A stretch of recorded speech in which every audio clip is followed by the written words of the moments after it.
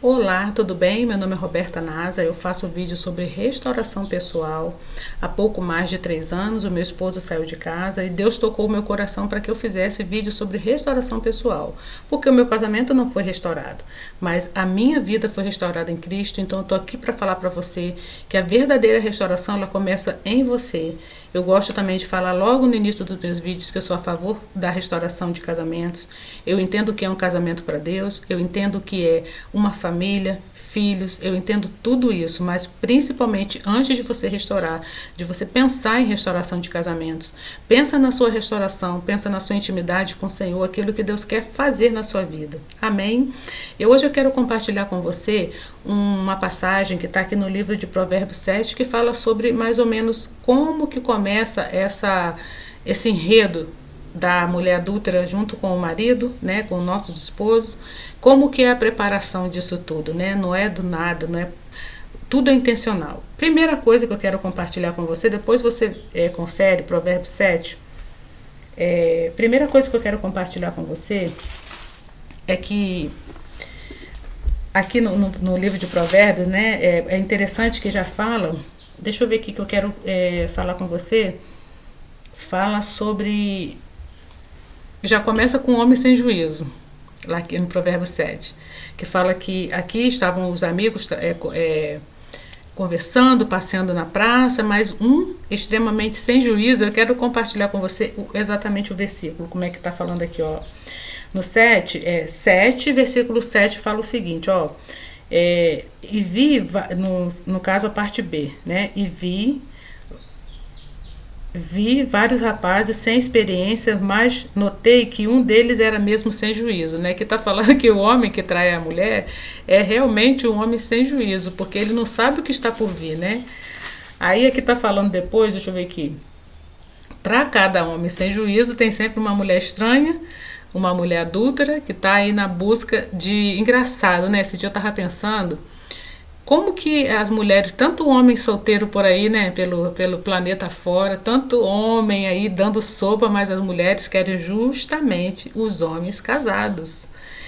Que coisa maligna, é justamente o homem casado que ela se interessa, né? Aí o que que acontece? Antes ela faz uma preparação, essa mulher estranha, essa prostituta, né, essa como é que fala? Acho que a mulher a OM, né, que eles falam que é a OM aí, né, ela faz toda uma preparação, né? Aqui no Provérbio 7, eu quero ler para você aqui, deixa eu ver aqui, no versículo 12, depois você confere aí, tá? No versículo 12 fala assim, ó, ela ficava esperando em alguma esquina, às vezes numa rua, outras vezes na praça. Interessante.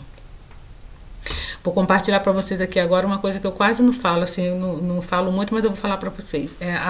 Essa mulher que meu esposo está atualmente, ela trabalhava num comércio, né? Não sei, num comércio, numa loja, até onde eu sei um pouco da história dela, que eu procurei não me envolver muito agora na segunda vez, porque teve uma primeira vez, pasme, teve uma primeira vez.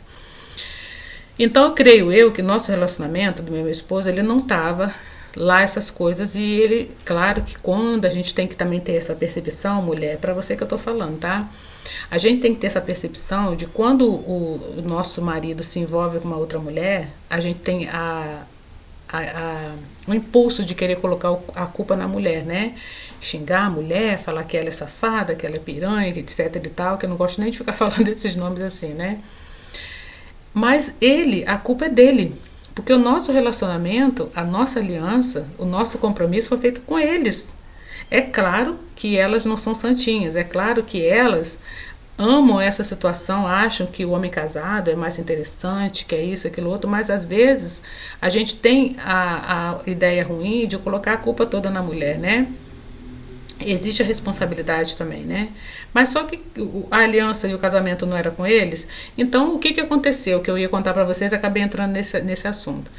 Ele ia lá, aonde ela trabalhava, conversava, provavelmente falava que o relacionamento não estava bom, porque é tudo a mesma coisa. Eles falam a mesma coisa. Olha que eu tenho experiência própria, tenho experiência nos atendimentos que eu tenho também, que todas as pessoas falam a mesma coisa. Eles chegam para a mulher estranha e falam, eu não tô bem. Eu tenho experiência até da minha própria mãe, que infelizmente já morreu, tanto o que ela fazia com os outros, como fizeram com ela. Ah, eu não estou bem com a minha esposa, eu estou terminando, e eu não consigo sair de casa ainda por causa dos meus filhos. Aí começa aquele enredo satânico, que daqui a pouco eles já estão lá na cama, ou daqui a pouco já estão de mala e cuia lá, abandonando a mulher e deixando a esposa e se enfiando lá, né, com a mulher estranha. Então eles fazem isso aí. Isso aí é a coisa mais normal. Não deveria, mas é a coisa mais normal. Ficam de uma conversinha é uma piadinha mais acalorada, é uma palavrinha com duplo sentido. E assim é aquilo que eu estou trazendo aqui para você no livro de Provérbios, que fala que a mulher ela fez uma preparação. Ela não passou do nada e viu e chamou. Não, ela preparou, a cama dela já estava feita, né? A cama dela já estava preparada. E aqui eu quero compartilhar com você também aqui fala, né? Ó, deixa eu ler para você aqui, depois você lê. Já forrei a minha cama com lençóis de linho colorido do Egito. Eu a perfumei com mirra, aloés e flor de canela. Venha, vamos amar a noite toda. Olha, ela já tinha preparado já pro primeiro que passasse ali, porque ela não fez nada por acaso, não fez nada sem pensar, nada sem premeditar. Então, essa cama de gato aí que eles falam, né, que tem uma expressão que fala essa cama de gato, ela já está sendo preparada. Agora eu quero compartilhar com vocês aqui, deixa eu ver aqui que está também no versículo 7, quando ele entra nessa armadilha, tá no versículo 21, deixa eu ler aqui para vocês, ó, quando o gaiato, quando o abençoado entra na armadilha que fala o seguinte, olha, assim ela o tentou com seus encantos e ele caiu na sua conversa. E num instante lá foi ele, com ela, como um boi que vai para o matadouro, como um animal que corre para a armadilha, onde uma flecha atravessará o seu coração. E como um pássaro que entra num alçapão, sem saber que a sua vida está em perigo. Versículo 24. Deixa eu ler logo para você todo que já está acabando, tá? Agora, meu filho, escute. Aqui, provavelmente é Salomão que está falando, eu ia falar salmista, mas não é salmo, é provérbio. Ele está falando dando aviso para os homens. Ó, agora, meu filho, escute, preste atenção no que vou dizer. Não deixe que uma mulher como essa ganhe o seu coração, não ande atrás dela, pois ela tem sido a desgraça de muitos homens e tem causado a morte de tantos, que nem dá para contar. Se você for à casa dessa mulher, estará caminhando para o mundo dos mortos pelo caminho mais curto. Olha só o que está falando aqui em Provérbios. E meu filho está chegando aqui, não sei se ele vai passar ou se ele vai ficar com vergonha, mas eu vou ter que falar com ele para ele poder passar, que ele vai ficar com vergonha. Então, tá vendo aí? Pode passar, Pedro, tô gravando. Então,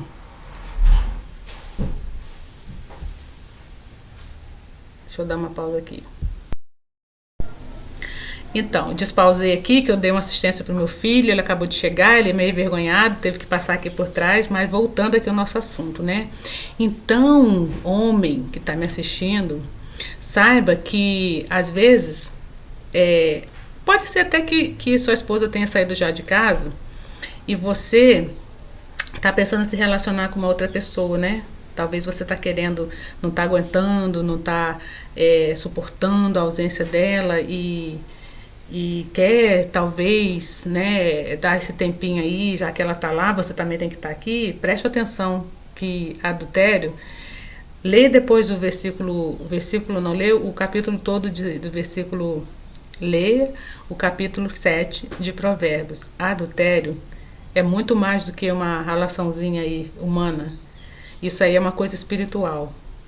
Além de você estar fazendo pactos de alma, pactos de sangue e prejudicando a sua vida e seu próprio corpo, você está se comprometendo com o mundo espiritual de uma forma extremamente pesada.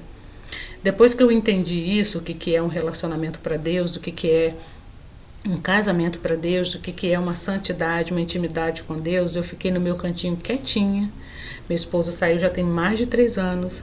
Eu não busco a restauração do meu casamento, eu busco a minha restauração, eu busco a minha fidelidade com o Senhor. Não importa que as pessoas falem, mas você já está há 3 anos e pouco sem ter relacionamento com ninguém, por causa de um safado que saiu de casa, por causa de um canalha que te traiu. Eu tenho compromisso comigo, com o meu corpo, com a minha santidade. Eu tenho compromisso com o Senhor. Eu não quero nem saber do que as pessoas estão falando, do que as pessoas estão pensando a meu respeito. Porque tudo que Deus tinha que fazer comigo, Ele fez quando eu estava no máximo da minha dor. E eu não quero passar por isso de novo. Eu gosto sempre de falar, eu sou a favor da restauração de casamento. Eu creio que Deus pode fazer milagres sim, porque Ele fez na minha vida, por que Ele não pode fazer na vida do meu esposo também?